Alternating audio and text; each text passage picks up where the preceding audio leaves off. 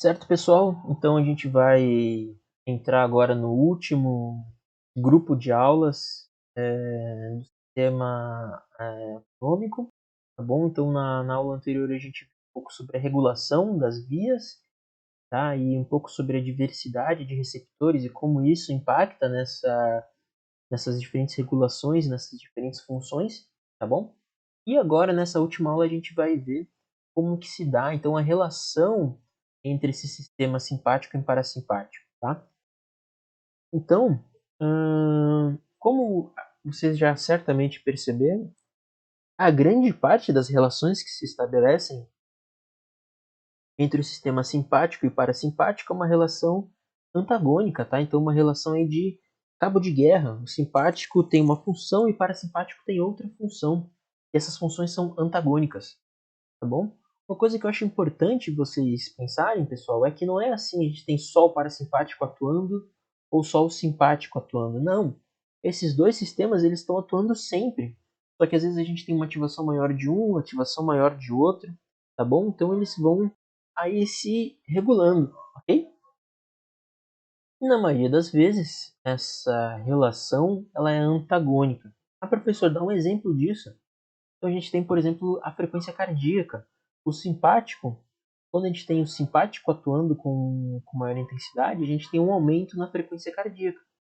Por outro lado, quando a gente tem o parasimpático predominando, a gente tem então uma diminuição da frequência cardíaca. Beleza?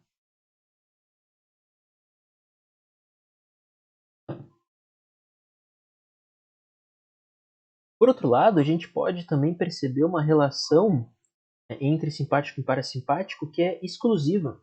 Então existem funções que são exclusivas a um desses sistemas, tá? Então isso acontece assim de forma muito mais clara. Então aqui a gente tem esse GIF, né, uma pessoa sozinha no cinema, tá? Aqui está escrito em inglês alone, que significa sozinho em inglês, tá? Então a gente tem também em alguns casos um desses sistemas executando o seu controle basicamente sozinho, tá? Com o outro sistema com uma função muito diminuída. Ou então apenas um desses sistemas funcionando. E como exemplo, eu trago para vocês a vasodilatação ou vasoconstrição dos vasos, tá? Então isso é função basicamente do simpático. Então o simpático ele atua muitas vezes, em vários casos, sozinho, regulando então vasoconstrição ou vasodilatação, tá bom? Então uma maior ativação do simpático pode levar a uma maior vasoconstrição ou uma maior vasodilatação.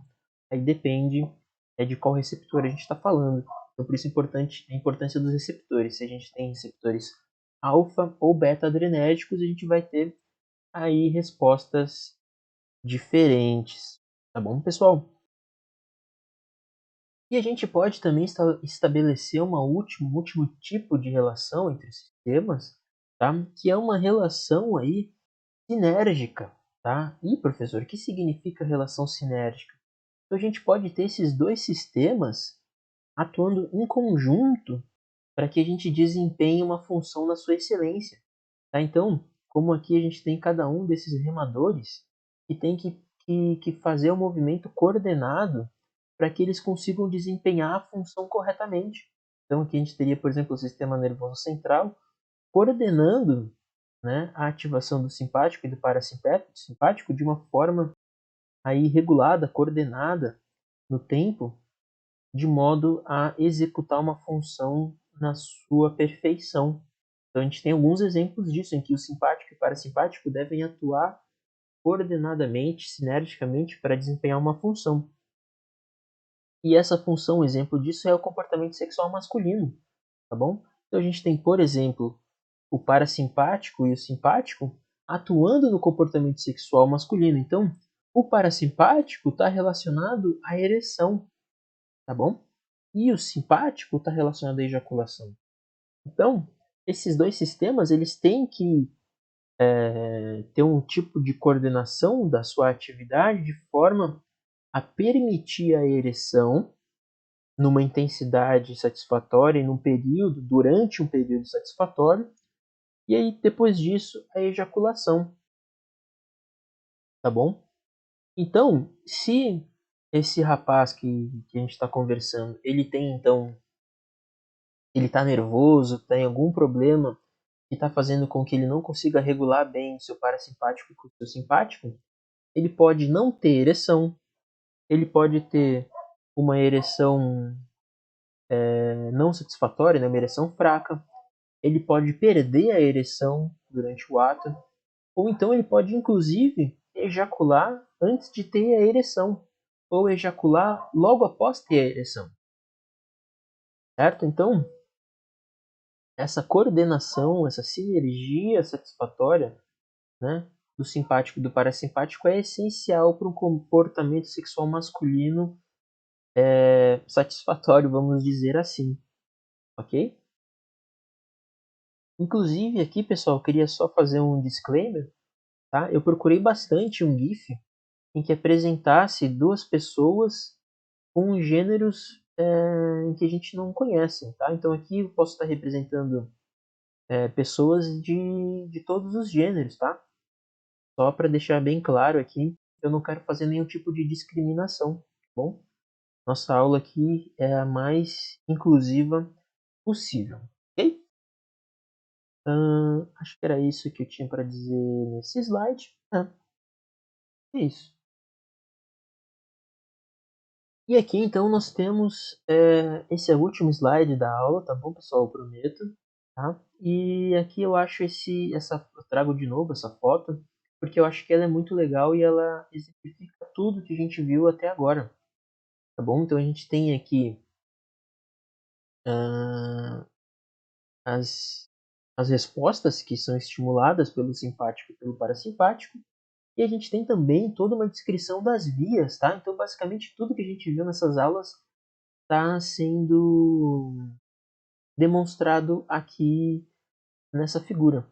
Então aqui eu quero mostrar para vocês só como de fato grande parte das relações que são estabelecidas entre o simpático e o parasimpático são relações antagônicas, tá? Então, por exemplo, o simpático estimula a dilatação da pupila, o parasimpático estimula a contração da pupila.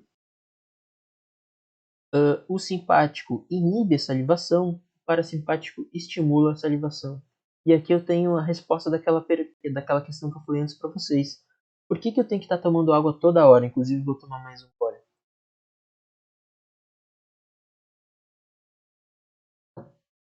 E pessoal, eu não tenho muita experiência com aulas, tá?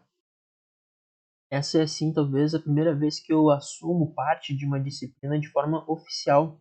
Então eu fico nervoso, tá? Então, enquanto eu estou dando essa aula aqui para vocês, eu tenho uma superativação do meu simpático.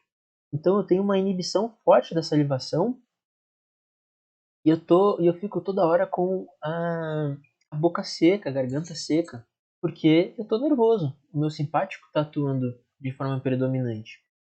Então, eu preciso tomar água para umidificar a minha boca e a minha garganta, de forma que eu fique falando aqui de forma que seja confortável para mim, beleza? Então, por exemplo, a ativação do simpático também leva ao relaxamento dos brônquios, tá? Isso leva ao aumento do calibre desses brônquios e faz com que a gente consiga ter uma eficiência ventilatória maior, tá? Então, se a gente precisar correr ou fazer alguma atividade física, a gente vai fazer uma ventilação mais eficiente. E no parasimpático, a gente tem a contração dos brônquios.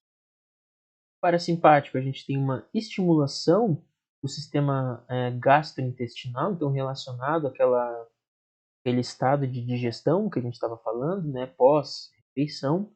E no simpático a gente tem uma inibição da atividade do sistema gastrointestinal, ok? Parasimpático o simpático a gente tem então alguma regulação sobre a glicemia e, enfim, a gente vai estudar isso um pouquinho mais para frente. E aqui o que a gente conversou bastante, né? O simpático leva então à produção e liberação de adrenalina e noradrenalina. Beleza? Então tu vê, vocês percebam, daqui para cima é basicamente respostas todas antagônicas, tá? Daqui para cima todas antagônicas. E aqui a gente tem o nosso exemplo de uma resposta sinérgica que está relacionada então com o comportamento sexual masculino. Tá bom, pessoal?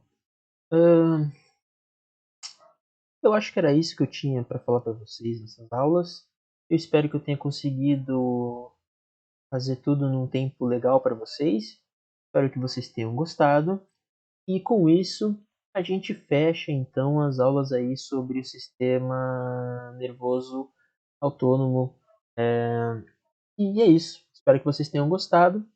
Até mais. Qualquer dúvida, entre em contato. Se vocês gostaram dos vídeos, deixem um like aí no vídeo do YouTube para eu saber se vocês estão gostando ou não. E se vocês não tiverem gostado, deixem o dislike também para eu perceber que os vídeos não estão legais. Se vocês tiverem qualquer dúvida, podem fazer perguntas aí também nos comentários, ou então usando as outras ferramentas que vocês têm disponível para entrar em contato comigo e com os demais professores. Ok? Até mais. Um abraço, pessoal.